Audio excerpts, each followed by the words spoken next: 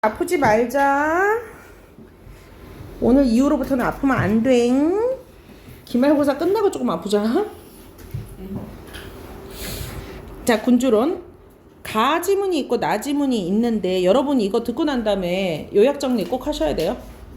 자, 이게 만약에 모의고사 시험이면은 요약 정리가 정말 간단하게 들어가야 되지만 내신이잖아요.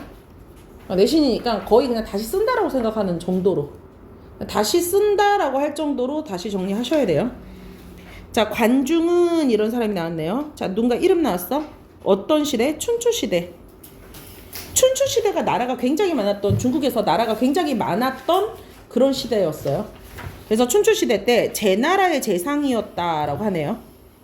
제나라는 나라가 있었는데 그 재상으로 군주인, 나라가 춘추시대 때 나라 진짜 많았을 거야. 군주인 환공을 도와 약소국이었던 제나라를 부강한 국가로 성장시켰던 사람이다. 재상은 우리나라의 직업으로, 우리나라의 그 벼슬로 따지자면은 영의정 정도 되는, 재상 또는 상공 이렇게 나죠. 고전문학에서 상공이, 김상공이, 뭐 상공이 말씀하시기를 뭐 이런 거 많이 나오잖아. 그게 재상이라서 그래요. 그래서 재상으로서 군주인 환공을 도와 부강한 나라로 성장시켰다.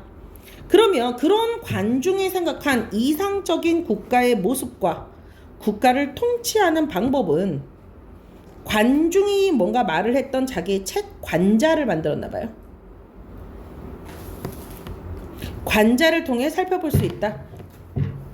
그러니까 맹자 뭐 이런 것도 다 나오잖아요. 그쵸? 뭐 논어 뭐 이런 거 다 나오잖아요. 그러니까 옛날에 이렇게 훌륭한 사람들이 또 자신의 그 어떤 의견과 생각을 나타내는 글을 썼거든요. 그러면 그는 자신이 살던 현실의 문제에 대해서, 자, 실리적으로 대처해라. 실리가 뭐예요? 실질적인 이익을 따진다 이런 거죠. 그러니까 어휘를 여러분 무조건 내가 애매한 어휘가 있으면 꼭 찾아보는 습관을 가지세요. 그러니까 현실의 문제에 대해서 실리적으로 대처하고, 대처란 단어 뜻도 찾아 놓으시고요. 단어 뜻 물어보는 게 나오잖아요. A, B가 나오면. 정치적인 분열을, 정치적으로 나뉘어져 있는 분열을 적극적으로 막아서 나라의 부강과 백성의 평안을 이루고자 하였다라고 얘기를 했네요. 자, 관중의 업적이라든지 행동에 대한 얘기가 나왔죠. 자, 일단은 뭐부터 먼저 열심히 한다? 이번 주는 지문을 그냥 완전히 외우고 확인하는 그런 시간으로 가지세요, 여러분. 그 다음에 문제는 풀어오고, 문제풀이는 또 제가 다음번에. 그러니까 모든 공부를 한 번에 완벽하게 하려고 하는 게 아니라 계속 여러 번 하셔야 돼요. 계속 여러 번 하셔야 돼요.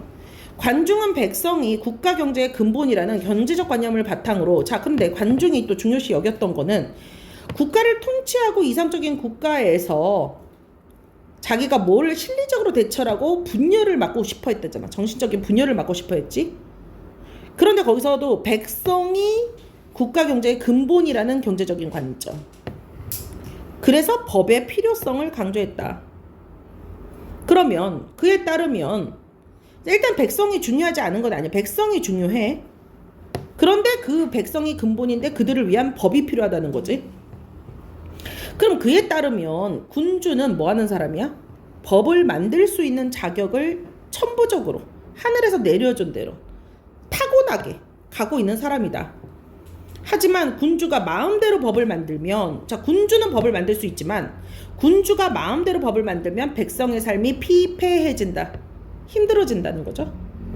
그래서 군주의 이익을 추구하는 백성의 본성을 고려해서, 자, 군주는 이익을 추구하는 백성의 본성을 고려해라. 그래서 백성의 삶이 윤택해질 수 있는 법을 만들어야 한다. 실리네요. 이게 실리잖아요. 그러니까 왜 실리적으로 대처했는가에 대해서가 나온 거죠. 백성들은 다 자기를 뭐를 하려고 애를 쓴다? 이익을 추구하려는 것이 백성의 본질이다. 그러니까 그것을 알고 군주가 만들어야 된다. 그때 관중이 강조한 백성의 윤택한 삶은 도덕적 교화 같은 목적을 위한 것이 아니라, 도덕적으로 백성을 바꿔야 된다라는 목적을 위한 것이 아니라 뭐가 중요해? 그냥 부강한 나라의 실현을 위한 것이라는 그냥 실질적인 이익의 관점, 왜냐면 이 얘기를 왜 하냐면은 얘 외에 다른 또 이 시대 때 중국의 철학자들이나 논자나 맹자나 이런 애들이 뭐를 얘기했죠? 주자나 이런 애들이 사람을 도덕적으로 원래 어떻게 해야 된다고 그랬어? 교화시키고 백성을 올바른 존재로 가르쳐야 그게 이기론이잖아. 본성은 원래 악하다, 본성은 착하다 막 이러면서 겁나게 얘기를 주고받았잖아요. 그쵸? 그러니까 원래가 악하니까 교화시켜야 된다, 또는 원래가 선하니까 선한 걸로 교화시켜야 된다, 이런 도덕만 얘기를 하고 있었는데 여기서 관중이라는 사람은 그런 거 다 필요 없고 인간은 다 이기적으로 따지기 때문에 도덕적 교화보다도 이제 뭐가 중요하다? 실질적인 이익을, 도덕적 교화 같은 목적을 위한 것이 아닌 윤택한 삶은 부강한 나라의 실현을 위한 것. 그러니까 무조건 목적은 부강한 나라의 실현. 또한 플러스 관중은 세 번째 단락, 관중은 단락 두 번째로 끊어주고, 군주가 자신에 대해서는 존귀하게 여기지 않는 것을 폐라고 규정했는데, 자 그러니까 뭐라고 규정을 했어요? 자신에 대해서는 귀하게 여기지 않는 것을 폐라고 얘기를 했어요. 그러니까 얘가 그냥 정한 거야, 단어를. 이를 바탕으로 군주도 뭐를 해야 된다? 되게 놀라운 일이 있네요. 군주도 법에 적용해서 예외가 되지 않아야 한다고 주장을 했어요.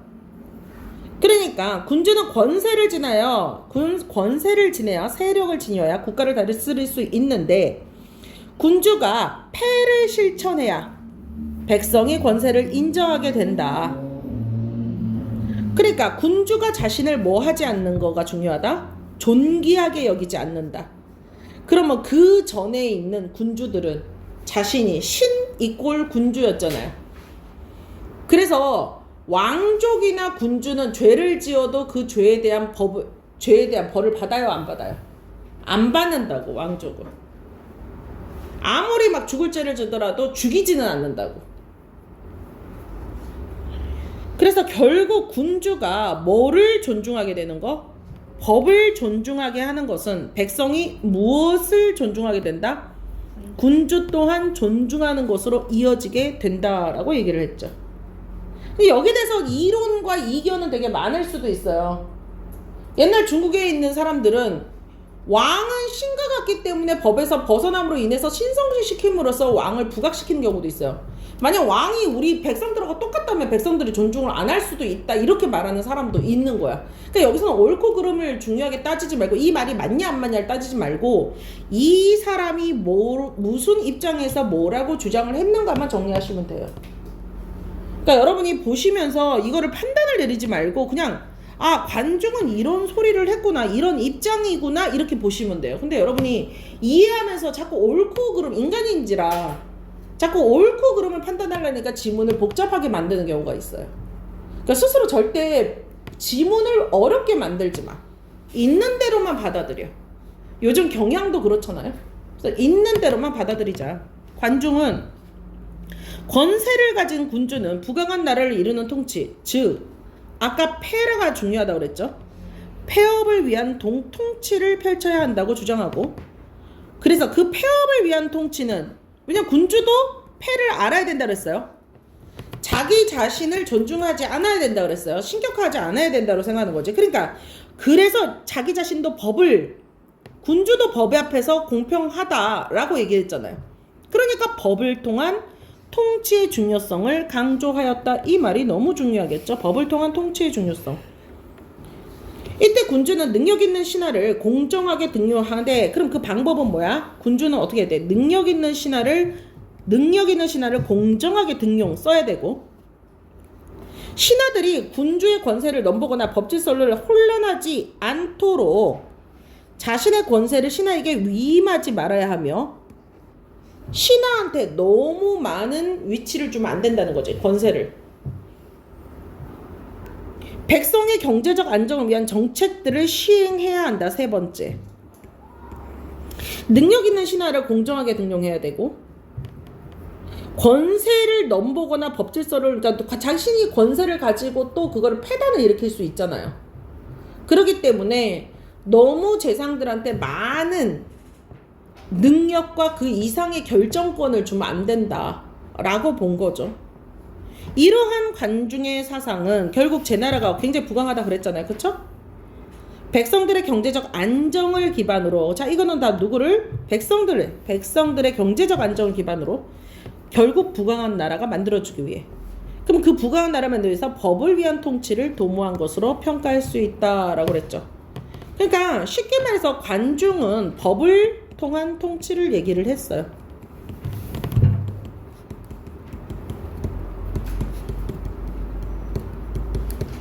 법을 통한 통치. 그리고 이 법은 누구도 예외일 수 없다. 군주도 예외가 아닌, 법을 통한 통치로 무엇을 만든다? 백성의 경제적 안정을 통한 부강한 나라 건설 또는 국가 건설. 얘 입장인 거지. 그러니까 어렵진 않죠? 자, 이번에는 누구의 입장이 나옵니까? 이번엔 우리나라의 경우네. 율곡이 나오니까. 아까는 중국의 애야. 제나라 때 춘추 전국 시대야. 그러면 율곡은 훨씬 더 뒤에 있는 사람이야. 얘가 훨씬 더 앞에 있었어. 제나라가. 손토. 율곡은 유학적 사상을 기반으로,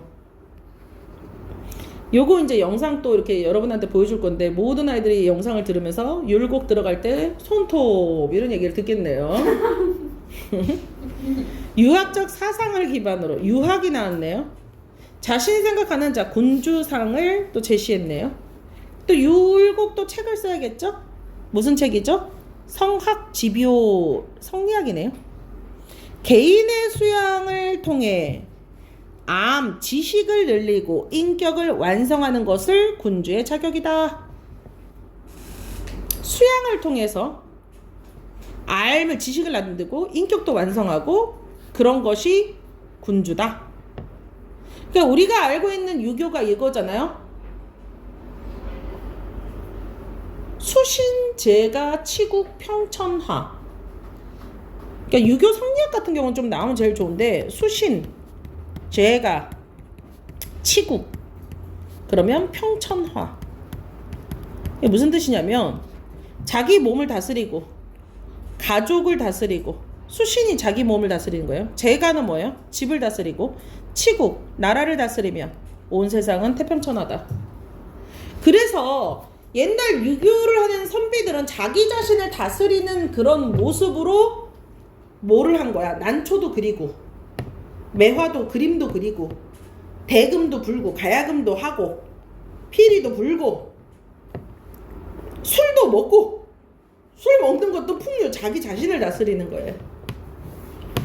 그래서 율곡은 군주가 인격을 완성하고 아는 것을 실천하면, 그러니까 얘의 입장하고 완전히 다르죠. 군주가 스스로 뭐를 해야 돼? 인격을 완성하고 그 아는 것을 신청하면, 그러니까 리더가 훌륭하면 이런 거네, 그치? 백성의 선한 본성을 회복할 수 있는 도덕적 교화가 가능해진다고 보는 것이다. 도덕적으로 교화가 된다. 선한 본성을 회복한다. 그러니까 율곡은 무슨 성선설에 기반한 거예요. 그러면 이 성선설을, 이 도덕적인 성선을 하기 위해서는 군주가 뭐를 해야 돼? 훌륭해야 된다는 거죠.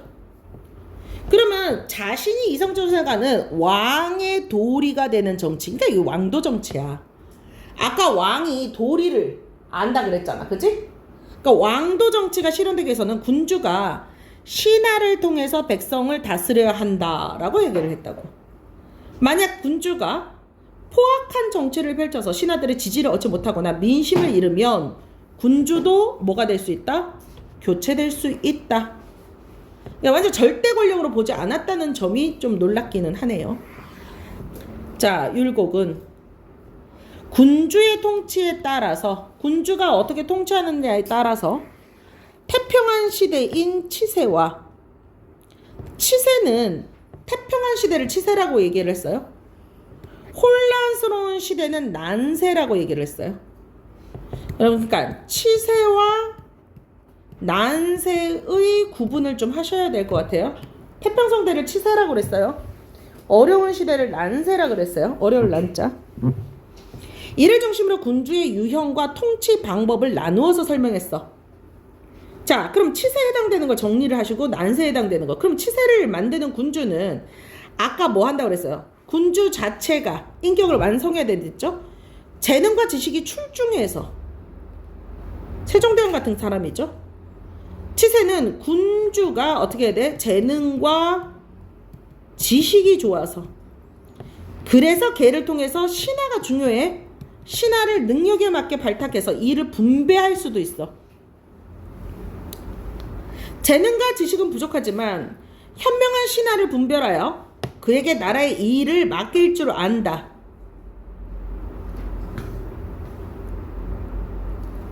그러니까 재능과 지식이 출중해서 일을 맡기거나 재능과 지식은 부족하지만 현명한 신하를 분별할 수 있는 눈은 있어야 된다는 거지.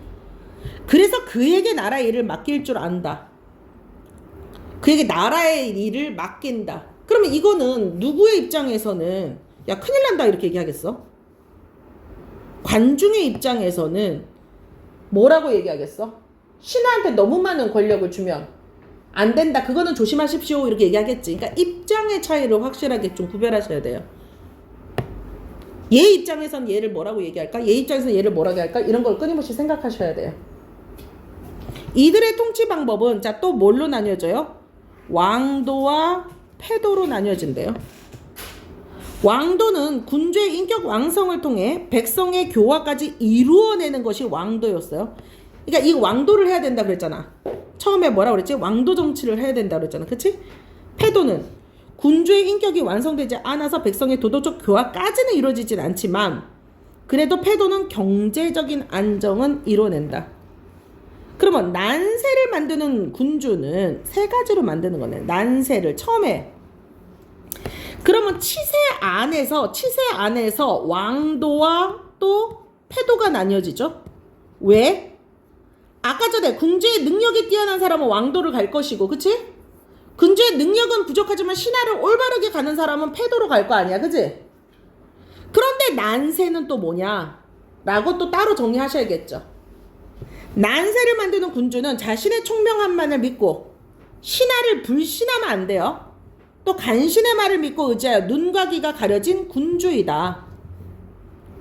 그러니까 난세를 만든 것은 왕도이기는 한데 신하를 제대로 못 쓰는 애도 난세를 만드는 거죠.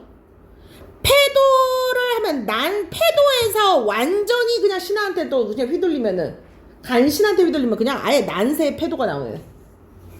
그죠? 그래서 이들은 백성을 괴롭히고 충원을 받아들이지 않아 스스로 멸망에 이르는 폭군. 간사한 자를 분별하지 못하고 총명함이 없으며 무능력한 애는 뭐? 혼군. 자신의 뜻을 세우지 못하고 우유부단한 용군으로 분리된다. 그러니까 난세를 만드는 사람은 누구? 폭군. 그리고 혼군. 그리고 또 누구? 용군. 얘네들이 난세를 만드는 애들이죠.